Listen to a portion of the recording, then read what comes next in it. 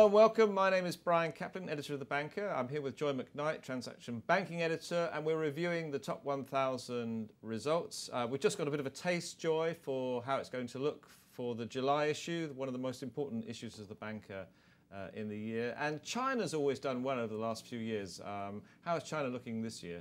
Well, I have to say, again, it's another strong performance for China.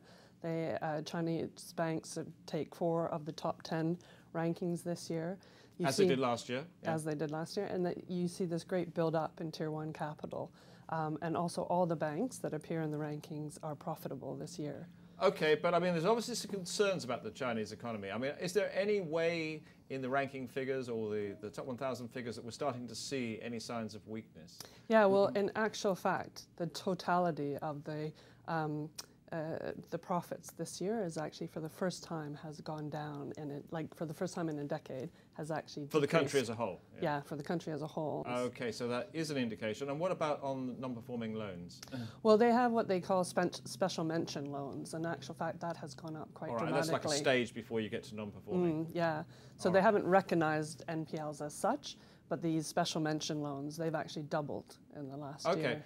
Now, what about the comparison with India? Obviously, another major Asian economy. How are the banks doing in India? Well, again, the non-performing loans have seen a big spike in India this year, but fundamentally, they don't have the same situation in China because a lot of their large banks have posted losses this year.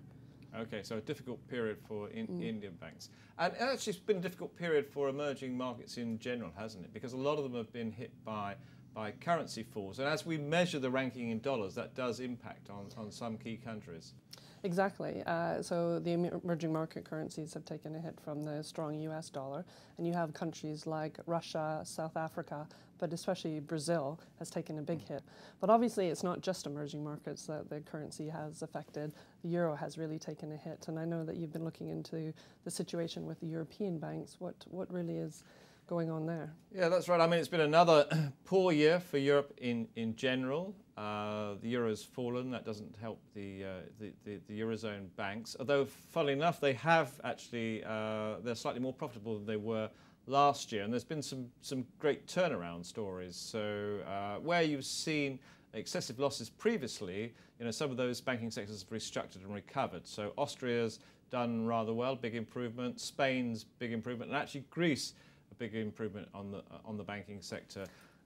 But I guess Germany is maybe on the other side of that. It hasn't done very well this year. That's right. So, I mean, we're looking at a big fall in country profits in Germany. Poor results from the major bank, the Deutsche Bank. So obviously some worries about Germany.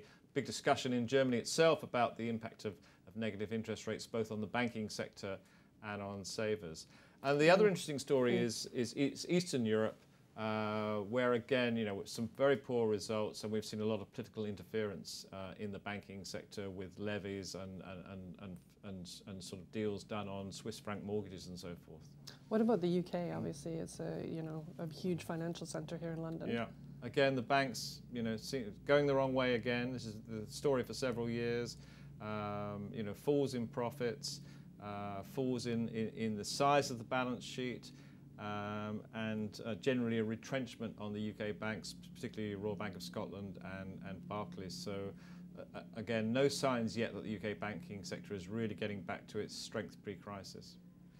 Okay. Joy, we'll look forward to seeing a whole lot more detail in those top 1,000 results when we get the July issue. So we'll have the full ranking, the top 1,000 ranking in the July issue of The Banker, together with detailed breakdowns by country, by assets, by loans, by non-performing loans and so forth. So make sure you get your copy of the July issue of The Banker magazine.